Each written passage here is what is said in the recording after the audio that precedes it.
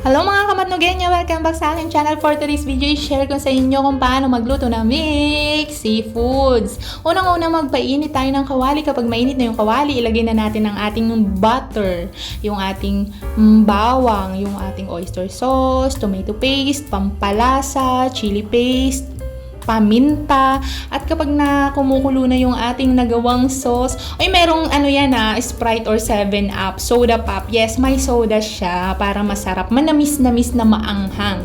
Ilagay na natin yung ating crab, yung ating pusit, yung ating shrimp, yung ating tahong. Sa tahong naman, dapat kung saan nakadikit yung laman, yun lang yung ilalagay ninyo. Tanggalin nyo na yung walang laman, kumbaga yung takip, para hindi overcrowded yung ating ulam.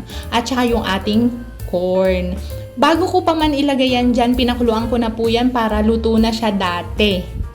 Yan. At saka takpan lang natin siya for 10 minutes para manuot yung sarsa sa mga seafoods. Yan yung sekreto dyan. Syempre, konting lang yan. Kausapin nyo yung ulam na sana masarap ka. Ganon.